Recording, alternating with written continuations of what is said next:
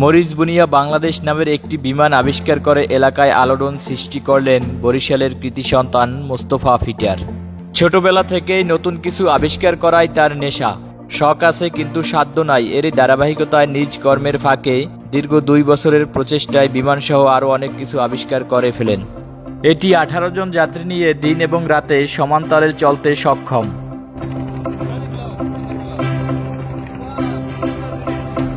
প্রত্যন্ত গ্রামে বাস করার কারণে এই বিমান আবিষ্কারক মোস্তফা এবং তার এলাকার অনেকেই হয়তো বিমান সরাসরি চোখে দেখেনি এবং উঠতেও পারেনি।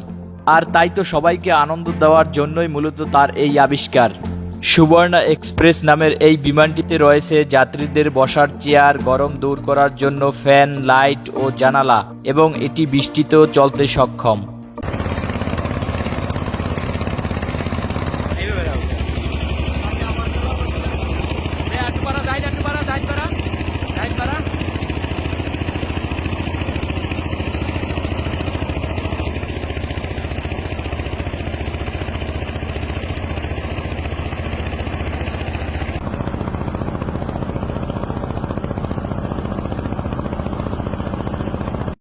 আমার নাম মোহাম্মদ মোস্তফা ফিটার, বিশারকান্দি, মরিচবুনিয়া গ্রাম। আচ্ছা, তো আমরা এই মুহূর্তে আপনাকে দেখতে পাচ্ছি কির উপর, আপনি বলেন তো একটু।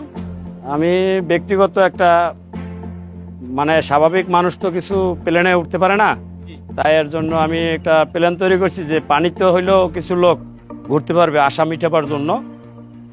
আমার ব্যক্তিগত এইভাবে একটা প্লেন তৈরি করছি, যে প্লেনটায় কিছু লোক যদি আসে ভ্রমণের জন্য, ঘুরতে পারলো, আমারও কিছু শখ মিটলো, এর জন্যই আমি করছি। এবং প্রতিনিয়ত প্রতি বছরে আমার নতুন নতুন কিছু আইটেম থাকে বের করার জন্য, যা কৃষকের জন্য।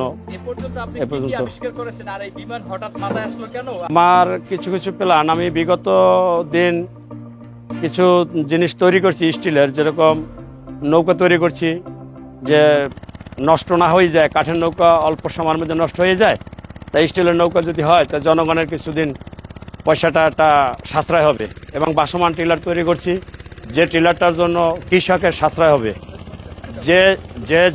যে জমিগুলি আছে অনেক অনেক মেশিন চলতে পারে না, খরচ বেশি। আমার 6 লিটার তৈল যদি ভরে তার সমস্ত দিন টিলার চলে, তাই একজন কৃষকের প্রায় 15,000 টাকা আয় হয়।